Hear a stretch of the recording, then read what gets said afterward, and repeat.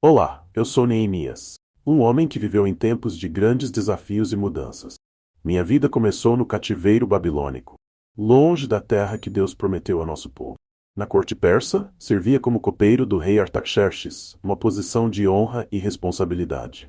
No entanto, mesmo em meio ao luxo, meu coração sempre ansiou por Jerusalém, a cidade de meus antepassados. Certa vez, recebi notícias tristes sobre a situação de Jerusalém. Meus irmãos vieram até mim trazendo relatos de que as muralhas estavam em ruínas e que o povo vivia em grande aflição.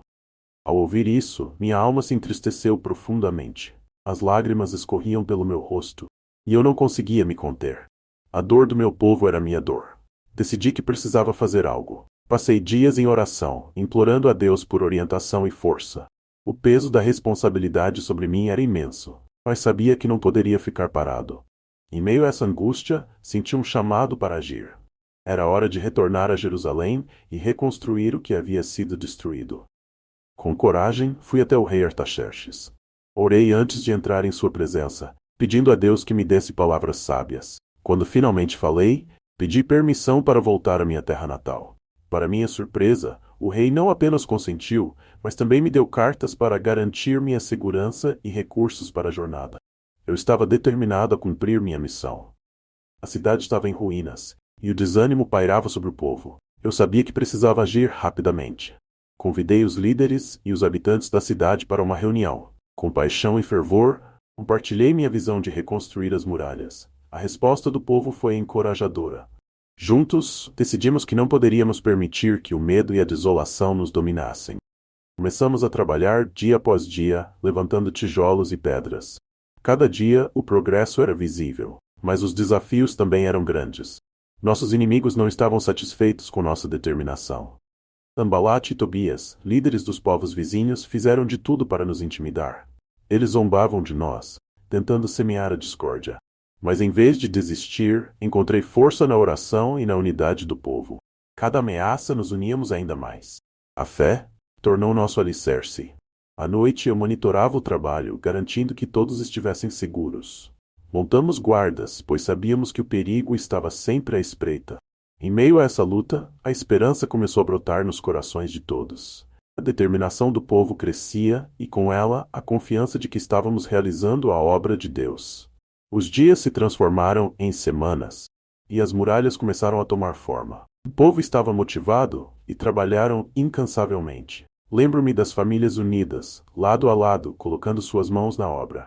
As crianças, que antes viam apenas destruição, agora brincavam nas proximidades das muralhas em reconstrução, sonhando com um futuro melhor. Quando finalmente levantamos a parte mais alta das muralhas, uma onda de alegria inundou nossos corações. Havíamos enfrentado muitos desafios, mas a unidade e a fé nos trouxeram até aqui. Organizamos uma grande celebração, agradecendo a Deus por tudo o que Ele havia feito. Era um momento de renovação e esperança, mas nossa luta não havia terminado. Precisávamos restaurar o templo e a adoração a Deus. Convidei os sacerdotes e os levitas a se unirem a mim para reerguer o culto ao Senhor. A adoração era fundamental para a restauração espiritual do povo, e eu sabia que esse era o próximo passo a ser dado. Com muito esforço, começamos a renovar o templo. O povo trouxe ofertas generosas e a alegria estava em cada coração. Era um momento de reconciliação com Deus, e a presença do Senhor começou a se manifestar novamente entre nós. A cada dia que passava, eu sentia a mão de Deus guiando nossas ações. O povo começou a se unir em oração e jejum, buscando a direção divina. Realizamos um grande evento, onde todos se reuniram para ouvir a leitura da lei de Moisés. Era um momento de rededicação e compromisso com os ensinamentos de Deus. Ouvimos as palavras sagradas e nos lembramos de quem éramos como povo escolhido. As lágrimas de arrependimento e alegria se misturaram enquanto refletíamos sobre nosso passado e renovávamos nosso pacto com o Senhor. A partir desse momento, a unidade do povo se fortaleceu ainda mais. Cada um começou a assumir responsabilidades. Os líderes se levantaram para guiar as comunidades e juntos estabelecemos regras e sistemas para que todos pudessem viver em harmonia. O espírito de colaboração estava presente em cada canto da cidade. Os dias se tornaram semanas, e a reconstrução de Jerusalém se espalhou por todas as áreas da vida comunitária. Não apenas as muralhas estavam restauradas, mas também a vida espiritual do povo estava renascendo. Começamos a celebrar as festas religiosas, relembrando as tradições que nos conectavam a Deus e a nossa história. Mas nem tudo era fácil. Os inimigos continuavam a nos ameaçar, e a oposição não cessava. Muitas vezes, pessoas se levantavam para tentar semear discórdia entre nós. Contudo, em vez de permitir que isso nos dividisse, nos tornamos mais vigilantes e determinados. A oração se tornou nossa arma mais poderosa. Eu, Neemias, continuei a liderar com o exemplo, dedicando tempo à oração e buscando a sabedoria divina em cada decisão. O Senhor me deu discernimento para resolver conflitos e restaurar a justiça entre o povo. Era essencial que todos se sentissem valorizados e respeitados, pois isso fortaleceria nossa comunidade. Em meio a tudo isso, a lembrança do sofrimento do povo exilado nos motivava. Nós nos comprometemos a cuidar uns dos outros, especialmente dos mais necessitados. Criamos medidas para garantir que todos tivessem comida, abrigo e segurança. Essa solidariedade se tornou um testemunho da transformação que Deus estava operando em nossos corações. O tempo passou. Finalmente chegamos ao dia da consagração das muralhas. Era um evento grandioso. O povo se reuniu em grande número e juntos marchamos ao redor das muralhas, cantando hinos de louvor a Deus. A alegria era palpável e a cidade estava cheia de celebração. A presença do Senhor era evidente entre nós. Durante a cerimônia, eu me lembrei do propósito maior que nos unia, não apenas reconstruir uma cidade, mas restaurar nossa identidade como o povo de Deus. Com as muralhas erguidas, éramos um símbolo de esperança e fé, não apenas para nós, mas para todas as nações ao nosso redor. Após a celebração, voltei a olhar para as muralhas que havíamos construído. Elas não eram apenas estruturas de pedra, eram um testemunho da fidelidade de Deus e da determinação de seu povo. Cada tijolo colocado, cada oração levantada, estávamos reafirmando que Deus estava conosco em cada passo do caminho. Com a cidade restaurada, sabia que minha tarefa ainda não tinha terminado. Era necessário manter a vigilância e garantir que a adoração a Deus permanecesse no centro da vida em Jerusalém. Trabalhei para estabelecer líderes justos e sábios, que pudessem guiar o povo em retidão e fidelidade. Enquanto isso, as notícias sobre a restauração de Jerusalém começaram a se espalhar. Muitos que estavam dispersos em outras terras começaram a retornar. Era um novo começo para o nosso povo. A esperança que antes parecia distante agora estava ao nosso alcance. Com o tempo, a cidade começou a prosperar novamente. Os mercados reabriram, as pessoas voltaram a se reunir e a vida pulsava nas ruas. Vimos a mão de Deus movendo-se em meio a nós, trazendo bênçãos e prosperidade. Contudo, sempre me lembrei de que a obra de Deus não termina. Precisamos estar sempre atentos, buscando sua direção, permanecendo firmes em nossos compromissos. A história da nossa cidade e do nosso povo é uma história de fé, perseverança e restauração. Olho para trás e vejo como Deus transformou nossas lágrimas em alegria. A reconstrução das muralhas de Jerusalém não foi apenas um feito físico, mas uma obra espiritual que renovou a esperança e a identidade de cada um de nós. Eu sou Neemias, e sou testemunha de como a fé pode mover montanhas e restaurar o que estava perdido. Com o passar do tempo, a cidade de Jerusalém se estabeleceu como um centro de adoração e cultura. As pessoas começaram a voltar a seus lares, trazendo consigo suas tradições e histórias.